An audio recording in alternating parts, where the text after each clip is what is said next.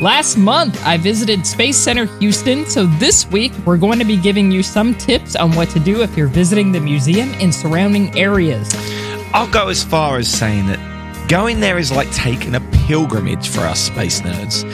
So if you haven't done it before, then you best start saving. Maybe we missed something which you think people might want to know about if they're going to Houston. If so, please drop us a message. You can find us at Space and Things 1 on Twitter and at Space and Things Podcast on Facebook and Instagram. And please hit that share button. That does us a massive favor as well. Maybe you know someone who's planning their own trip to go to Houston. But right now, we hope you enjoy episode 57 of the Space and Things Podcast. Oh my God.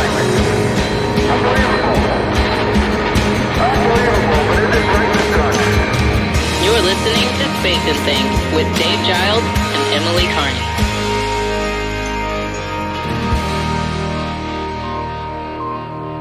I'm Emily Carney. And I'm Dave Giles, and welcome to episode 57 of this podcast.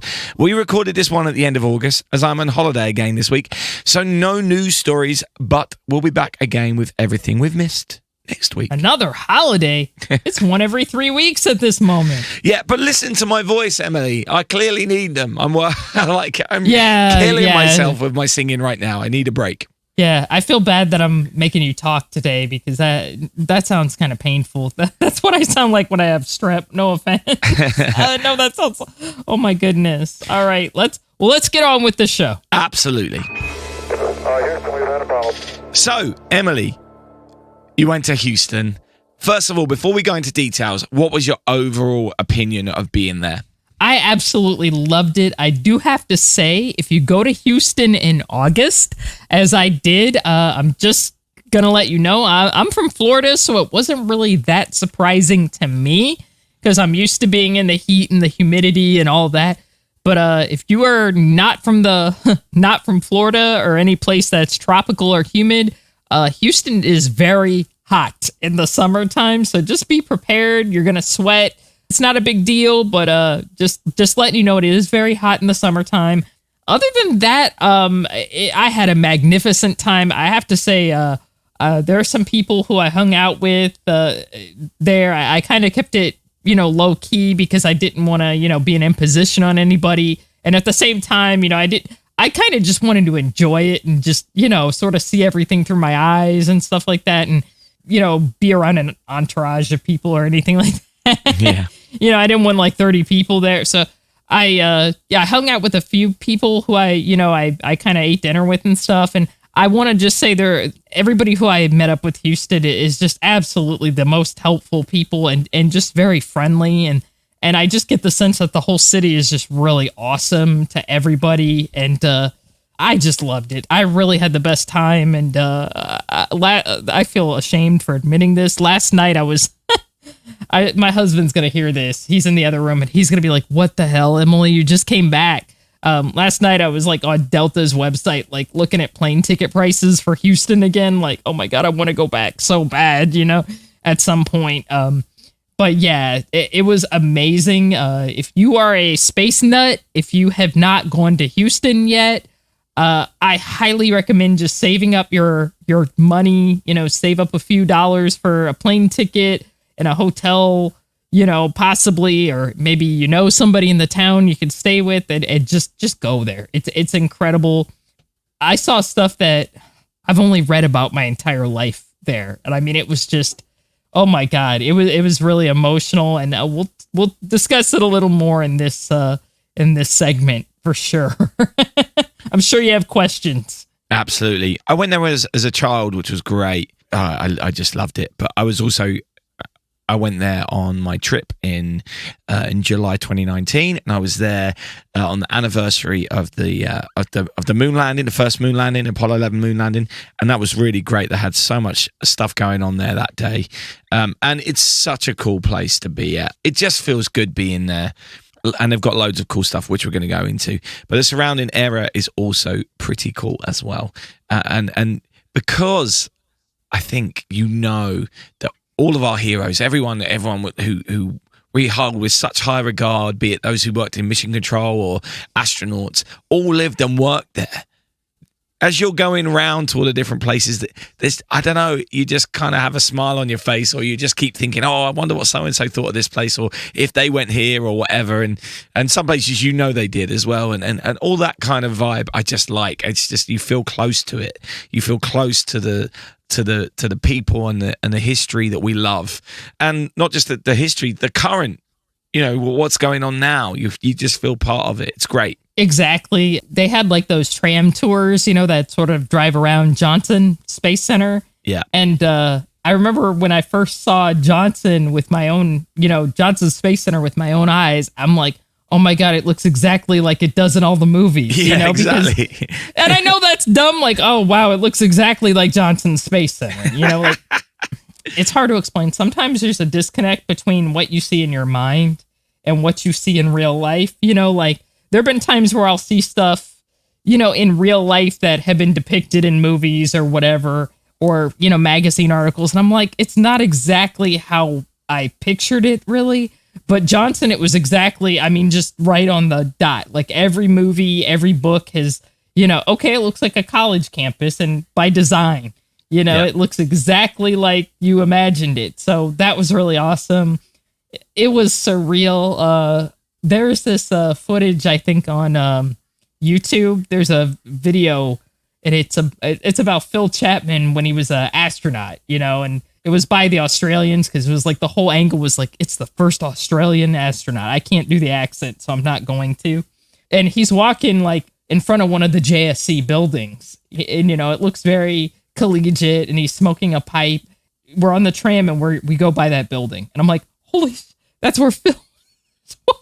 And I'm like, that's where he was, man. That's so cool. And it's like, but I'm sure all the astronauts were walking in front of there, but it was just, I kept thinking about it. Like, that's where Phil was back in the day. And the whole area just hasn't changed at all. It just looks like it's been preserved in time. The Mission Control building. Oh yeah. We'll get to that later, I think. But, we'll get to that. We need to save that. I know what it's incredible. We need to save that for the end. Yeah, we'll move on to that. So it's worth pointing out, I think, that you mentioned Johnson Space Center there. The Visitors Center is called Space Center Houston. So you're not going to Johnson Space Center, and part of going to Space Center Houston is that you can arrange a tour of Johnson Correct. Space Center, and there's various things that allow you to do those tram tours and so on and so forth. But when you arrive at Space Center Houston, and it's all on the same campus, because historically that's what it was, right? It was part of a university, and the land got given to them by Rice University, I think it is. Correct. And it's still owned by them, I think. You are right. I think part of the deal was if NASA folded, if it failed for some reason, they would get it back. Yeah. So, and they could convert it into a college campus or an auxiliary college campus or something like that. That's why it looks like that. And there's still some weird thing about it was a farm thing. There's loads of animals on site still. Like, yes, there grazing are. animals. It's pretty crazy. Yeah, there are Texas Longhorns there, which I'd never seen before, because we're driving by and all of a sudden I see these cows. They look like cows with giant horns on them, and I'm like, what the heck? Yeah. One of them looked like my cat Smokey with like horns, because it was like this fat one that was black with horns, and I was like, hey, it's Smokey. She's asleep. But yeah, it was wild. I'm like, what is this? And they're like, oh yeah, we keep these on our site. And I'm like, what? Yeah. So as you come into Space Center Houston, you pull into the car park, and straight away you see Independence Plaza, as it's dubbed, where there's the big 747 with the mock-up of the Space Shuttle Orbiter, which is dubbed Independence. So before we get into what's inside the Space Center, let's talk about Independence Plaza and that aspect, because it's kind of the iconic part of the Space Center Houston in terms of visually, because it's so big and it towers over the museum on the outside. So do you want to give us some background behind that? Yes. Well, a few years ago when the space shuttle program ended, unfortunately, Houston did not get one of the space shuttles. So what they ended up getting was, and a lot of people, it bears mentioning that a lot of people in Houston are still not happy about this. Absolutely. But they did get sort of a consolation prize, which I think is not bad. And I'll explain what it is. They got a mock-up space shuttle that used to be by Kennedy Space Center. It was at the old Astronaut Hall of Fame here.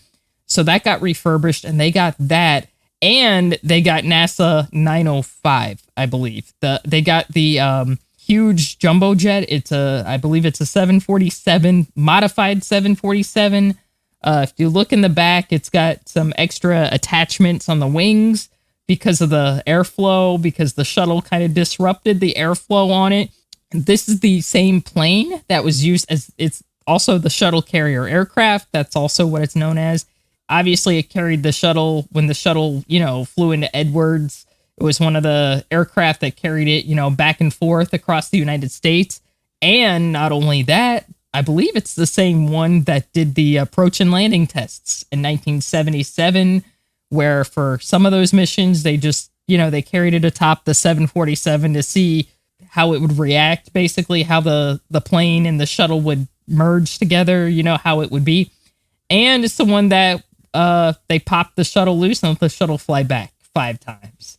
So, yeah, it's incredible. It has all that painted on the fuselage. It has all its missions painted on the side. I took a picture of it.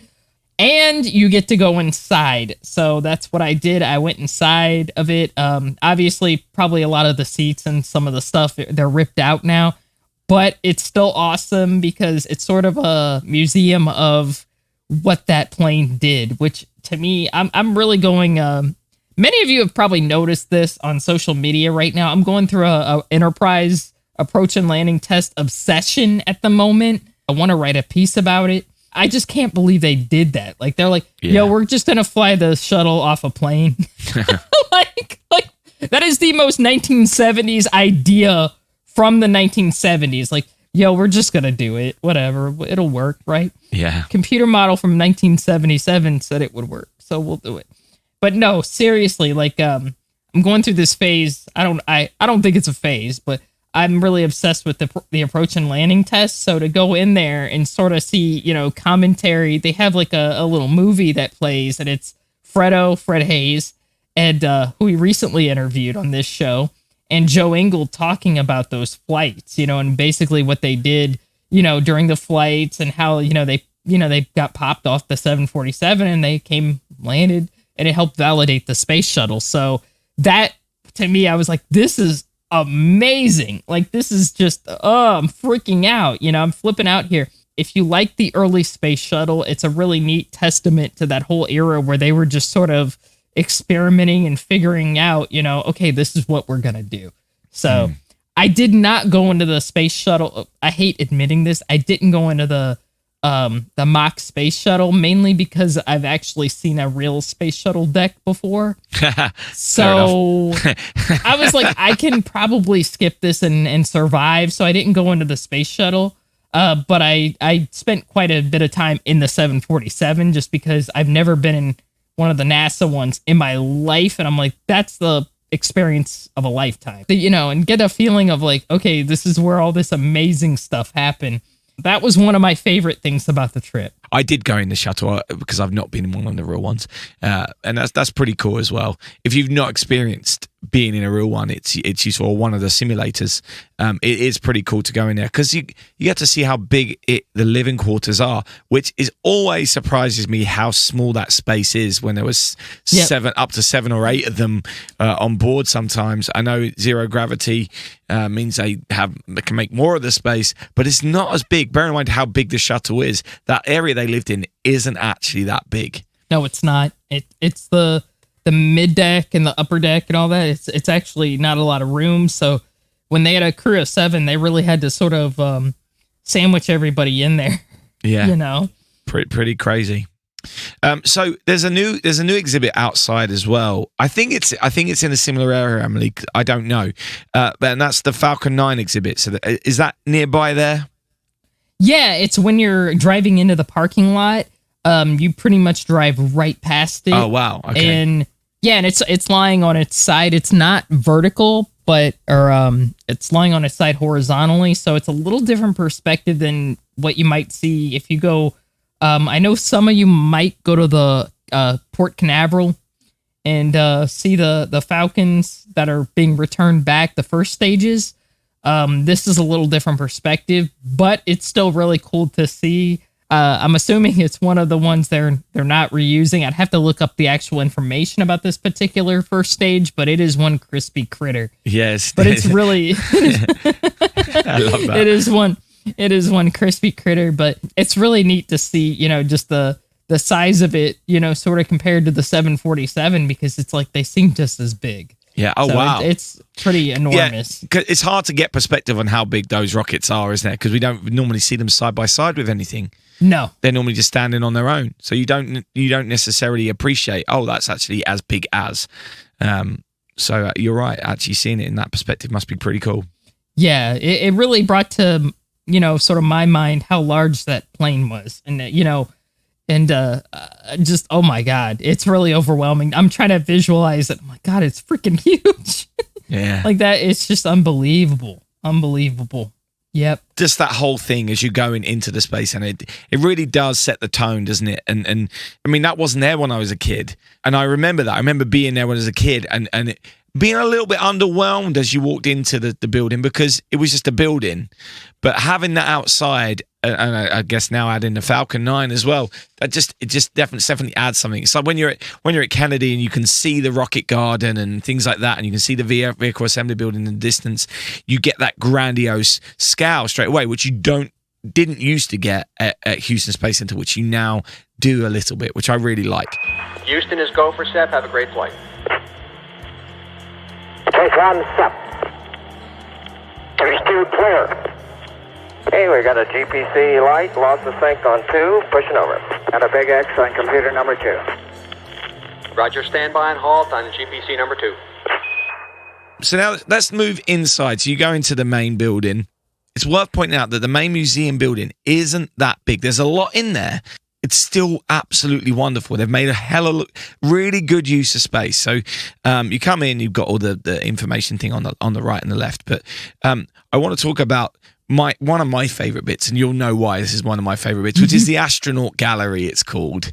And essentially they have some museum cabinets with spacesuits in, or pressure suits, or clothes worn by some of the astronauts and things like that.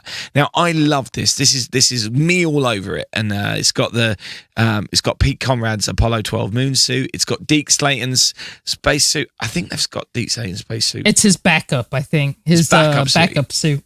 He would have worn it when he was training, at least. Yeah, probably. Which is pretty cool.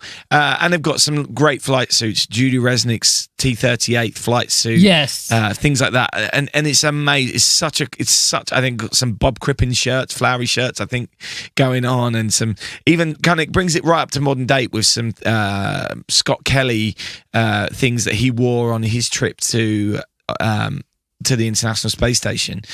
So I love this section. And it's got Michael Collins' biomedical suit. It's got his biomed suit from when he got back from Apollo 11, and I just love seeing all that stuff. It's amazing. The first thing I saw when I walked into the Space Center Houston, I was kind of overwhelmed because I was like, "Where do I start? Oh my God!" Yeah. And so I walked over to the astronaut gallery, and I saw the Alan Bean, the MMU that I don't think it was called an MMU, but it was an MMU. But they used it on Skylab to basically validate the one that Bruce McCandless would fly later.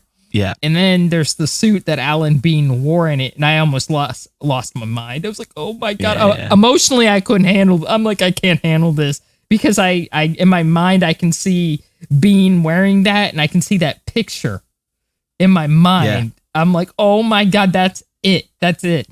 And then I just sort of walked around like in a daze. It was really cool seeing John Young's pressure suit from STS-1. Oh my God. Yeah, I forgot. That's amazing. What an artifact. I've never seen one of those suits before, because the first 4 missions, they utilized a modified SR-71 suit by Dave Clark Company. I have a book about them, because don't ask. I actually own a book that talks about these pressure suits.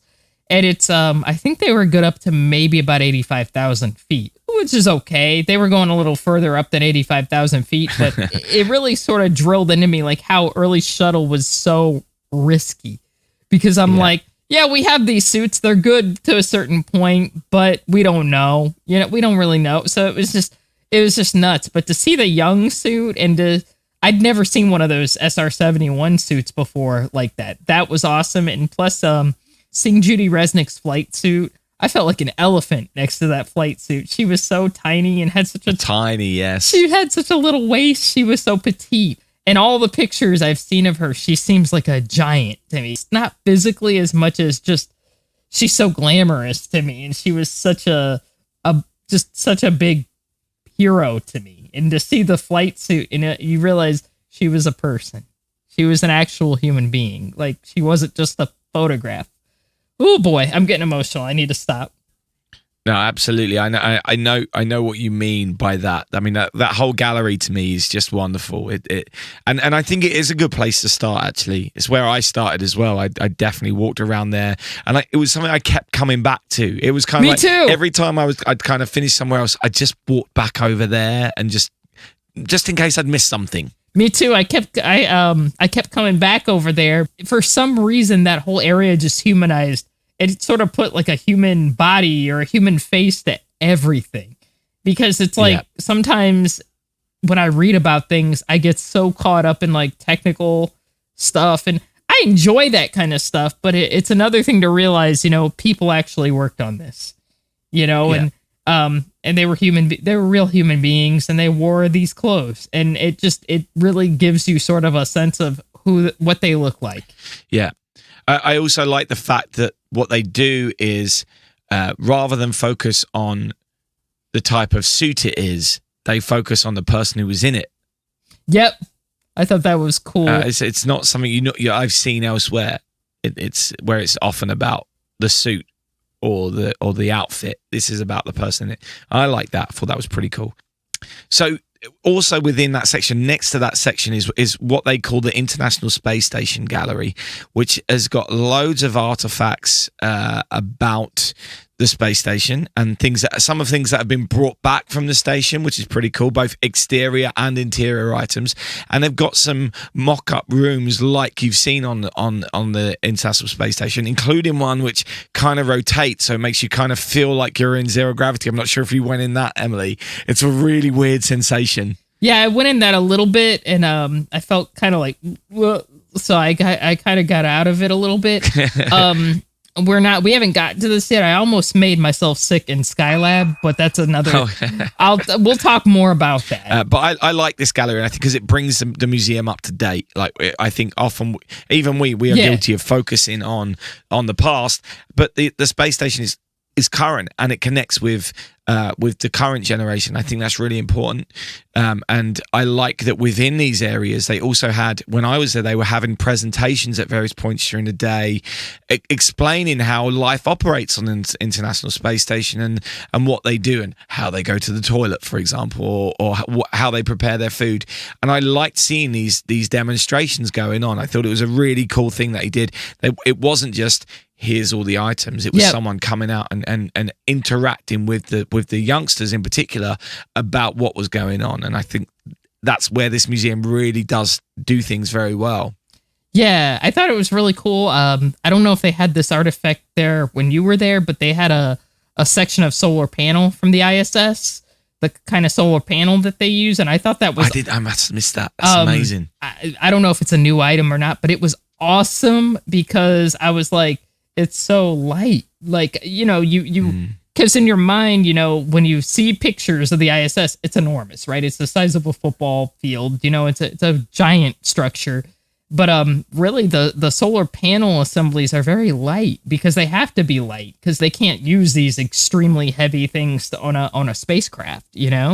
I was very interested in that because I've always sort of been interested in space station construction. And then when you looked at them, it was just it's a single sheet, and you realize how thin and light they are. To me, it's not magic. It's the work of thousands of people that gets these kind of things done. I love seeing stuff like that. Yeah, absolutely. And I'm pretty sure there's some panels that were up there on the outside, which you can see the damage of tiny little meteorites hitting and things like that as well, which also is very scary. But that whole section is really interesting. I definitely spend some time in there. But then let's move in through. So this is still all pretty much in the main area. Also in the main area, there's some things that really do engage youngsters. Like they've got some simulators in there and some arcadey kind of games that you can go in and things like that. But in my mind, the real good stuff is the stuff that's just off to the side. So, for example, as you move through to the right-hand side, you go into this other gallery where there's something that Emily, you may have heard of before. It's called Skylab. They've got. Never heard of it. Have you never heard of that? No. I don't know what that is. Oh my God.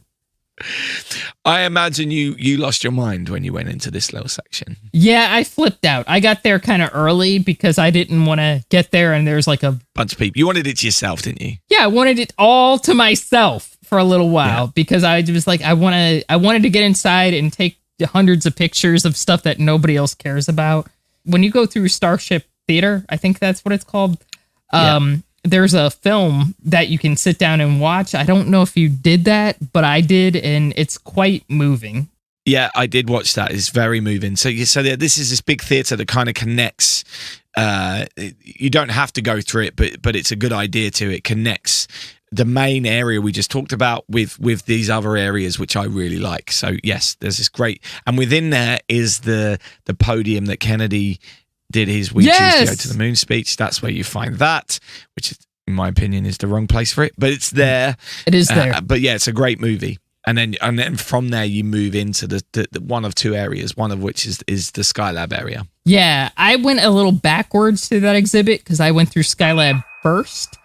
But I went in there and I started taking pictures of the exterior because they had the telescope mount and it has an astronaut, doing a spacewalk on it.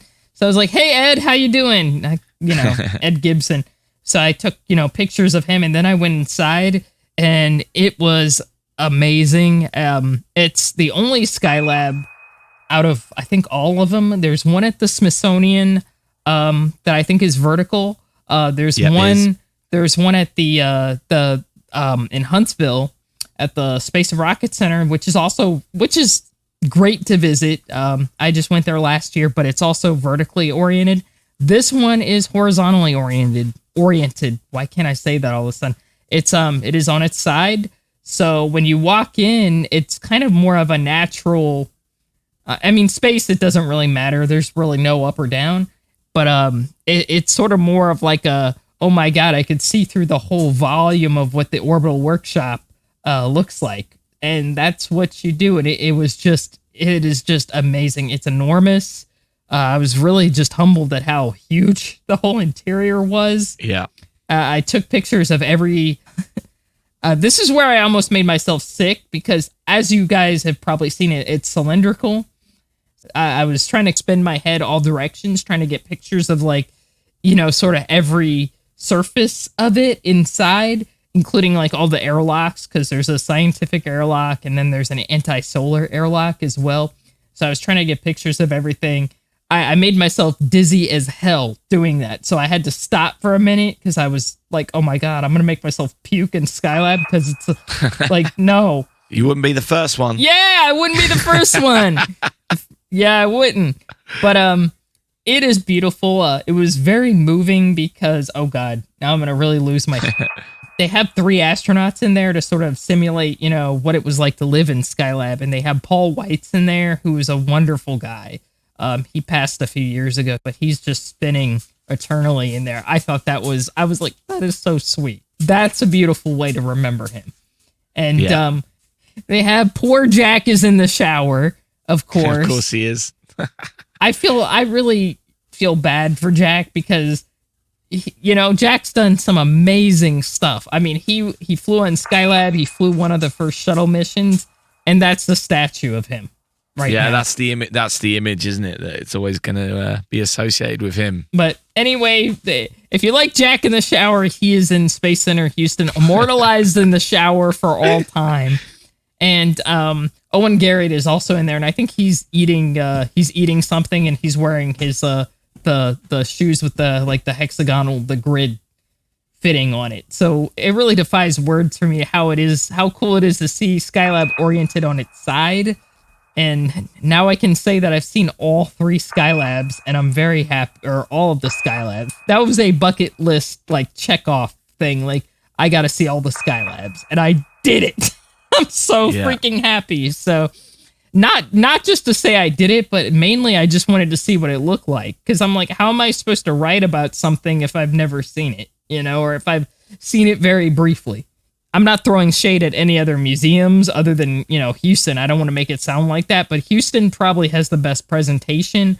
Huntsville isn't bad. I don't want to make Huntsville sound bad. It's just, it's vertically oriented, so you kind of have to look up to get a sense of, how much space there was in there. I think it's useful to have seen both. But yes. I agree. I actually think you get more out of it being horizontal.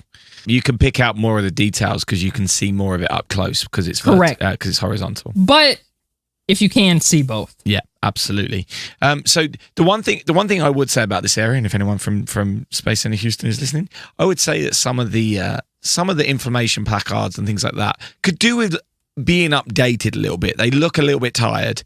But that's just me. The information on there is amazing. It felt a little bit like that room has been neglected for a while, in my opinion. But also around there, they've got some artifacts to do with the Apollo-Soyuz mission and details about how they were going to plan to rescue the astronauts on Skylab and things like that. So there's a lot of information in that room, but I feel like it can make it a little more glamorous or get people's attention with it a little bit more. There's a lot of, in other parts of the museum, there's a lot of things that are a lot more shinier and a lot more just presented nicely, nicer than this area. I agree. It's almost a little bit of an afterthought, in my opinion, that people are potentially only going to get something out of if they already know a little bit about it or they've got an interest in it beforehand.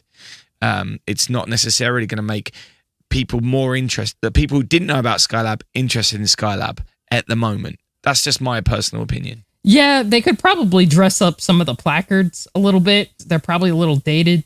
I do have to say, and I was really surprised, I was not expecting this, people were lining up to get into Skylab. Which, that's great to see. Yeah, okay. Which I thought was incredible. So I hope the surviving Skylab people hear that and they know, hey, you guys did something pretty awesome. And people are still interested. Yeah, that's great to know. That's great to know. It kind of shoots me down a little bit as well. But maybe it was because when I was there, the focus was all on Apollo 11, so everyone was there for that, and that might be why I felt the way I did. So also in that area, there is a display of moon rocks, which is the best display of moon rocks I've ever seen. So for those of you who aren't aware, the majority of the collected moon samples are all in Houston, and they're all in a lab on site at Johnson Space Center, and they've kind of done a kind of recreation of that lab, which you can see, and the tools they use to study it and how that all works. Yep. There is a wonderful video, I can't remember that I've seen on YouTube, which I'm going to try and find and put in the show notes.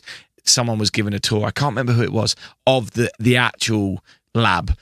But if you watch that and then you go to this, you'll see there's so many similarities. They've really recreated that very well, so you can see what that's like. And they've got a whole variety of different samples of rock and soil which was collected, and details of where they were from and what missions and so on and so forth. It's really very cool, and that gets a lot of attention, or did when I was there, had a lot of attention on that area because, and rightfully so, it's very impressive. It's very impressive what they've done there. You got a hold of my legs, Joe? Yeah, one of them good. So if you remember, I said when I first arrived, I was hanging out in the astronaut gallery, but the room after that I really wanted to find was the Starship Gallery, which is next to this moon rock area. And the reason is because my bucket list, Emily's, was visiting the Skylab. For me, it was visiting all the flown NASA crewed spacecraft. And this is the room that houses the ones that Houston have. And there's the Apollo 17 command module called America. There's the Gemini 5 capsule, and there's Gordo Cooper's Mercury capsule. And similar to the Skylab, as Emily discussed, all of them have figurines or astronauts inside. In the Apollo 17 command module, there's only one. It's Gene Cernan. And of course, there's that great scene in the Last Man on the Moon documentary where he stands in front of it and he's talking about, hey, is that guy really me? Like, and it's very emotional. So just standing in that spot where Gene stood, that for me, that was a very big moment. The one thing I find interesting is that the Gemini 5 command module is depicted with them doing a spacewalk. And on Gemini 5, they didn't do a spacewalk. Yeah. Minor gripe. That kind of bothered me when I first walked in there, because I was looking at America, and for about 20 minutes, I was in like this Apollo 17 fugue state. Like I just sat there and like looked inside, and I was like, oh my God, that's the Apollo 17 command module thing. And I was thinking about, Gene, and I was thinking about a lot about Gene Cernan and a lot about Ron Evans, because I was like, man, I wish I could have met Ron. Like I met Gene, and Gene was awesome.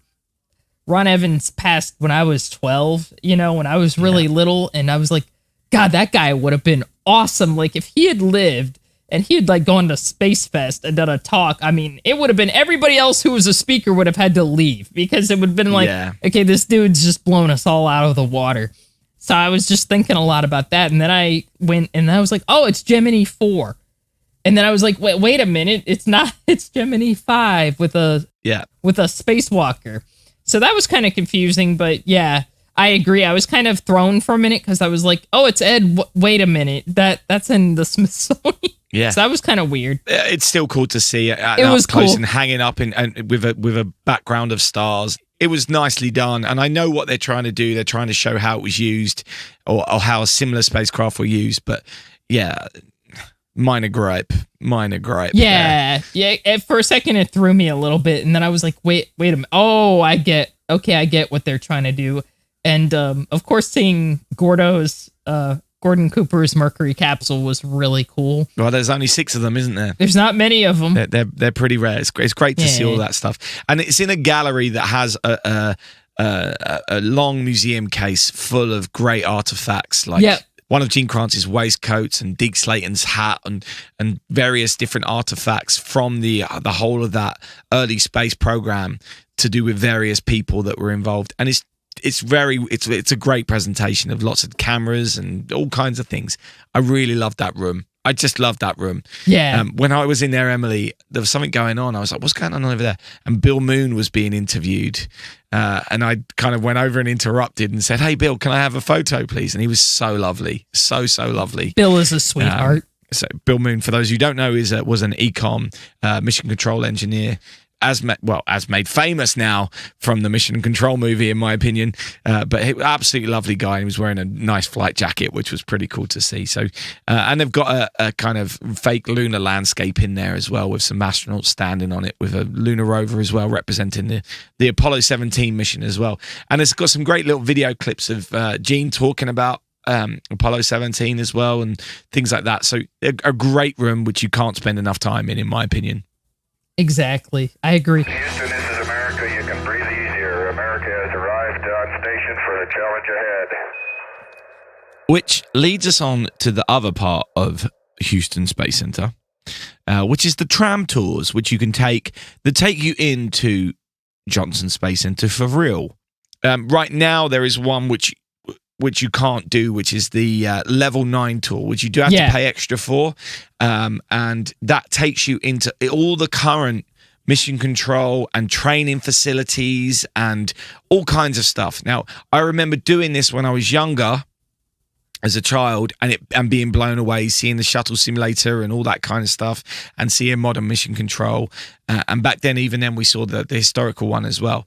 But also on the way to all those areas, you've got a big hangar, which has one of the remaining Saturn V's lying down inside of it. So let's talk about that area first. So as the tram pulls up, you're greeted with a Redstone rocket, a Little Joe rocket, which is one of the testing rockets they use to test whether the escape system of the command module would work on launch if there was a problem, and various. I think it's got a couple of other smaller rocket engines outside there as well, and that's outside the hangar. Now I have an issue with this as well.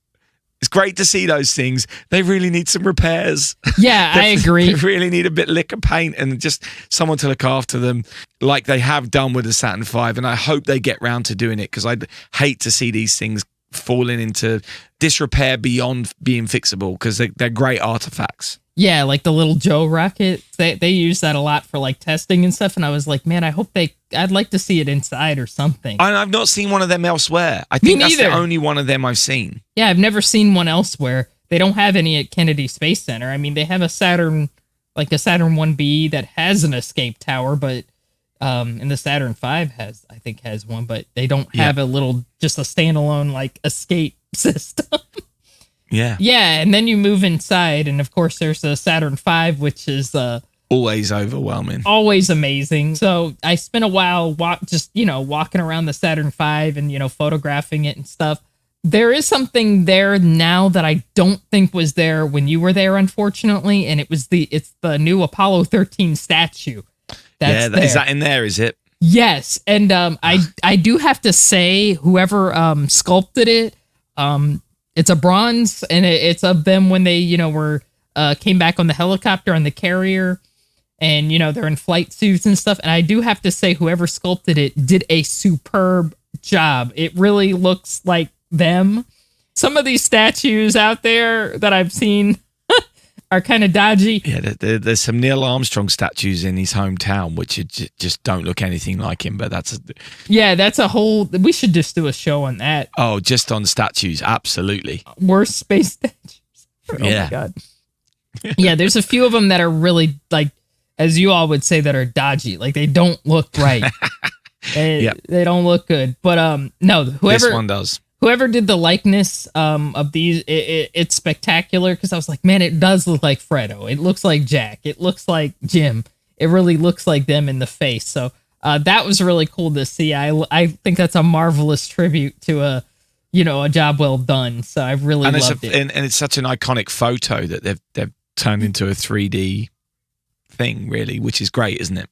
Yeah, absolutely. There was something about this hangar. I don't know if it was brighter than Huntsville and Florida. Maybe it's because there's less in that hangar than both at the Rocket Center in Huntsville and Kennedy Space Center. They're surrounded by other artifacts. Mm-hmm. Whereas in Houston, it's just the Saturn V. A couple of artifacts either side, but not too many. So you can really focus on the rocket. It's a little bit lower, so you can really get around it and you feel a little bit closer to it. And these things are hard to display because they're so massive. But of the three, I think this is possibly my favorite display of just the rocket. Yeah, I was told that the Saturn V in Houston is the most flight ready of the Saturn V's that are currently available.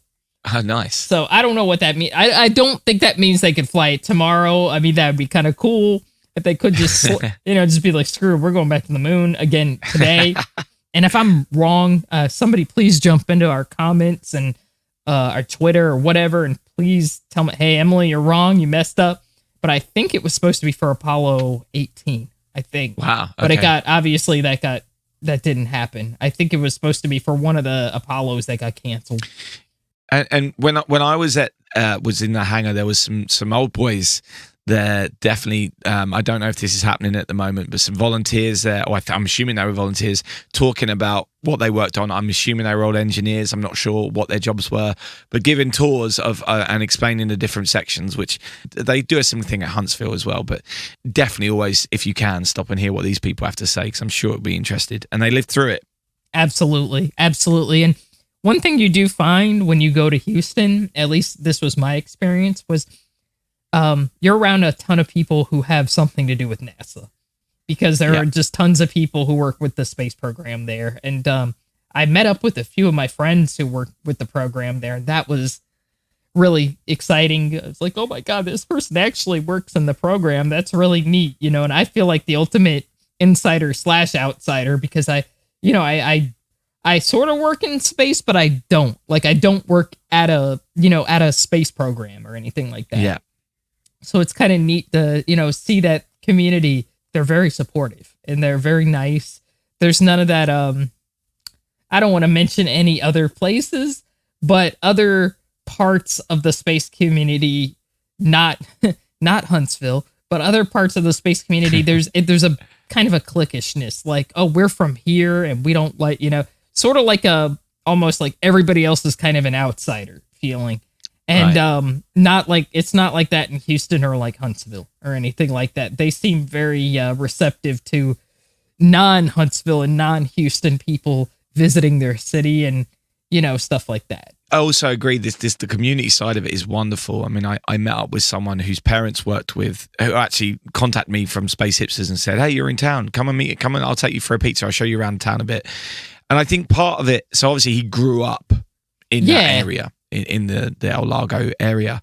And because it's out of Houston Center, like NASA isn't in downtown Houston, is it? It's not. It's a way out. So I think that probably enhanced that community feel. And because everyone in that area pretty much did work at NASA, it's like all the families being around there as well. People lost their ego probably a little bit around that when they're there, because everyone's in the program, right? Yeah, everyone's exactly. doing something to do with it. So I think that may have something to do with it. Yeah. So yeah, you're right. Everyone you meet does seem to have a connection to it, which is wonderful. And therefore you're just looking at everyone and goes, I wonder what you do. I wonder what you did. Yeah. Or I was anyway. That's beautiful. This has got to be one of the most proud moments of my life, I guarantee you. So these tram tours at the moment, I believe, because I saw your photos from it, they're still taking you out to the historic Mission Control, right? The Christopher Kraft Center. Oh boy. Yeah, I don't want to start crying. That was freaking mind-blowing. Yes, that was probably my favorite part of the whole. I mean, I loved Space Center Houston. I loved the whole thing. I like going to Johnson, but unfortunately, they're not doing level 9 tours at the moment just because of COVID, which I totally understand. At least I don't think they're doing them at the moment. No, they're not. Yeah.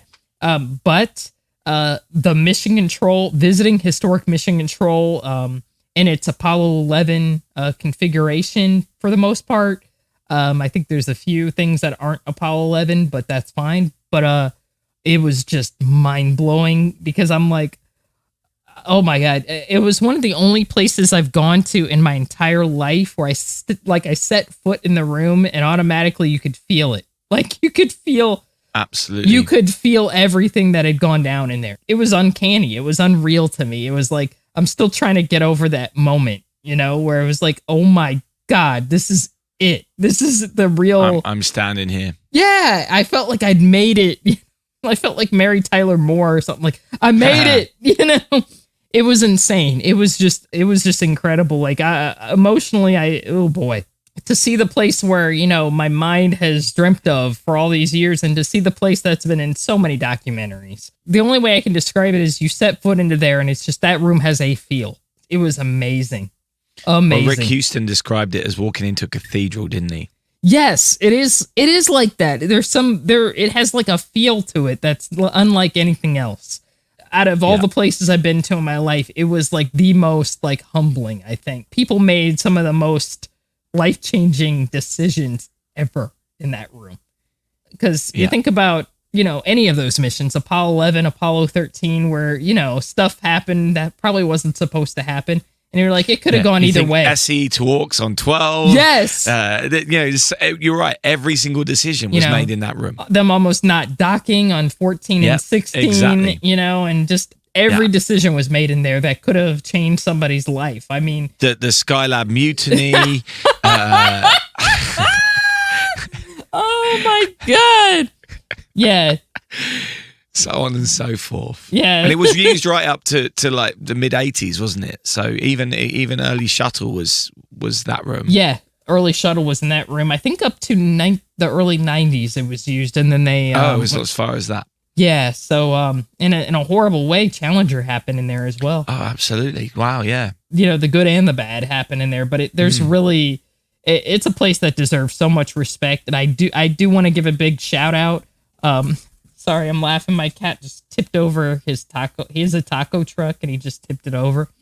I do want to say that I think Ben Feist is part of the team that helped to restore it, bring it back to what it looked like during Apollo 11. And I want to just give a big shout out to him and his team because they did a spectacular job. I mean, it is uncanny. Like, I mean, it is right down to the T of what it looked like. You could almost smell it. I mean, it's just, you can imagine the smell of the cigarettes and everything in there. It's just.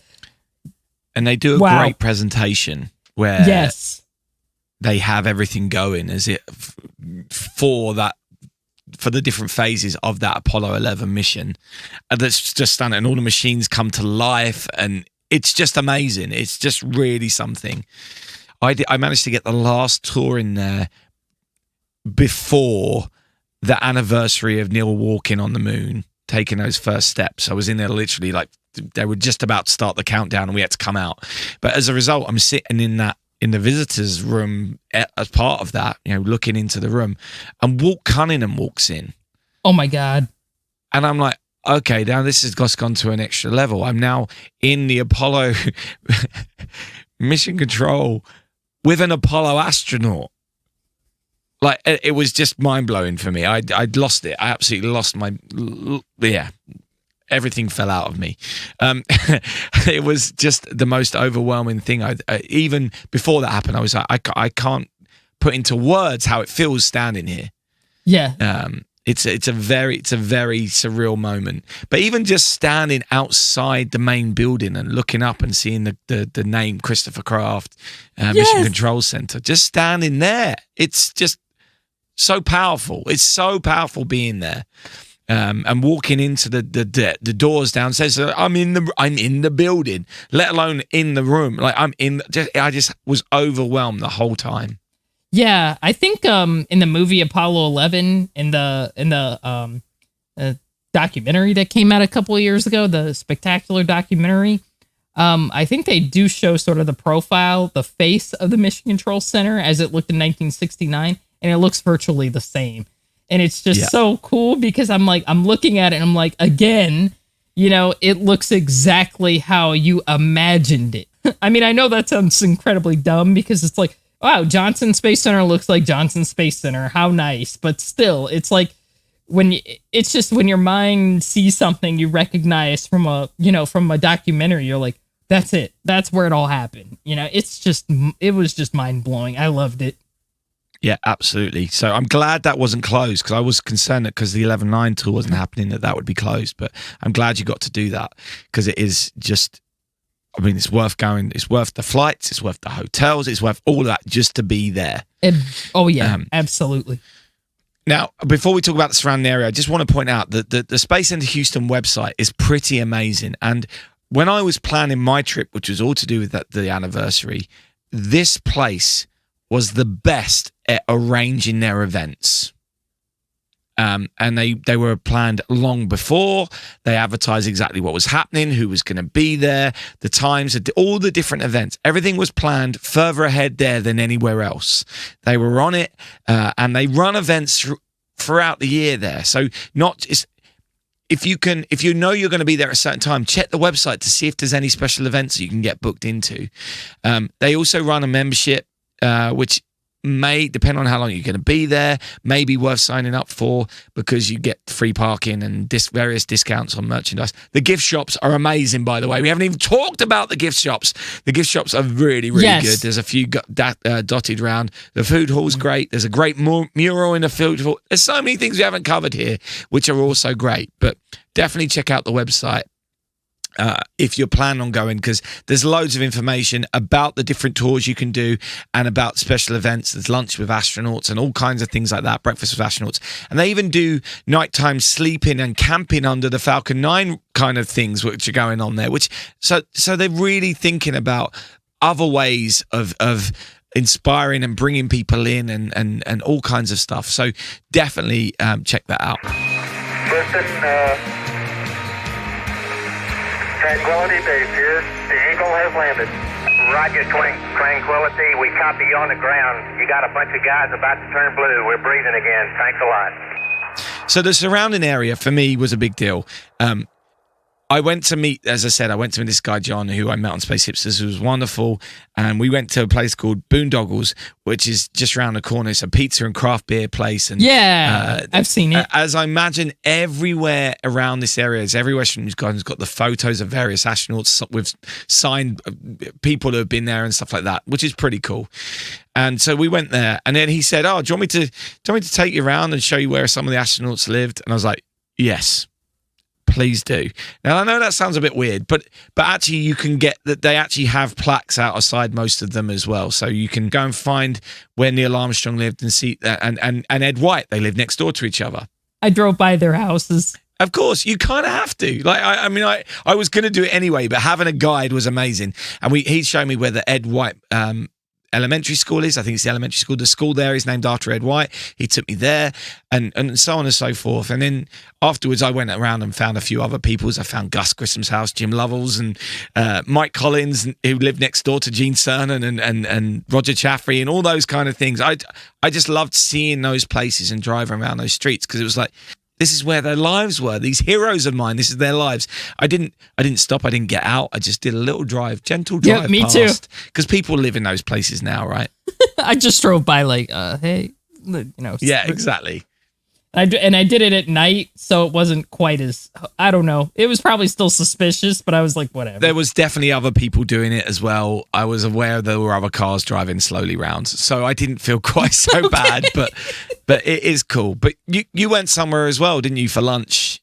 That's a popular hangout, so to speak. Yes, I went to, on Saturday night, I went to Frenchie's, which is a big astronaut, like a sort of a dinner place. It's a Italian restaurant, and it's very modest on the outside, but it's really nice on the inside. And there are loads of like astronaut, autographs and stuff like that from like the 70s in there. I think the restaurant has been around since 1979, so it's got quite, the history in Houston.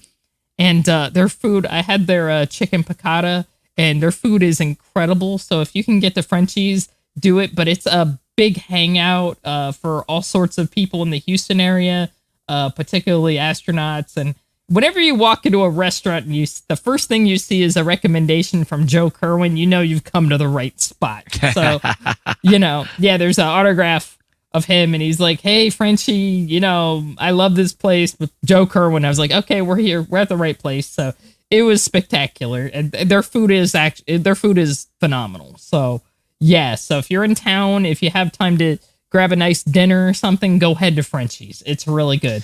Yes, I didn't do that, so that's something for me to do next time for sure. Apollo 12 Houston, try FCE to auxiliary, over.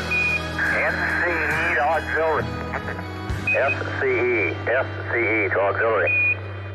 As far as I'm aware, that covers everything I wanted to say. Emily, have you got any other things that you felt or that I haven't covered or we haven't covered? I just wanted to end and just say, I'm very grateful. My trip to Houston did have kind of a weird ending because I got stuck there for a day because, long story short, and I'm not really complaining. It is what it is. One of my flights didn't leave on time, but not a big deal. I have a friend in the area who I'm not going to mention whose name it is, but they let me crash at their place. And the community, the space community in Houston, I want to say in Huntsville, I've never been to those areas until the last year or so. They are just so welcoming and so kind. And I just really want to give a big shout out to everybody in those areas for really just welcoming me like one of their own, even though I'm not from there. So that's all I have to say. And really, everybody was so personable there, and I just had a blast. It was a wonderful time, and I can't wait to go back. I can't wait. I want to go back to Houston, definitely. So yes. Yeah. Well, hopefully we'll go together. Yes. It's just great vibes, isn't it? Like just driving down all the streets named after NASA things as well. I mean, this is great. Yeah. This is great. The hotel that I stayed at, I stayed at the famous the Hilton Clear Lake, the NASA Clear Lake, and because it's the hotel to stay at, and it was so freaking cool because it was just like it's on the NASA Road 1 or whatever it's called. Yeah. And I'm like, yeah, I'm right next to NASA. Dude, this is so freaking cool. oh God, I'm so embarrassed to tell this, but you know, my Uber driver, when I came into Houston, they're like, so what are you in Houston for? I was like, oh, NASA stuff. And they're like, wow, that's cool. And I was like, yeah, that's pretty cool, you know, but so yeah, I don't know. It was just so cool. Like there's such a flavor in that city of like, yeah, NASA stuff. So it is awesome. You got to go see it. Absolutely. So that's it for this week. We hope that you enjoyed our in-depth look at Space Center Houston.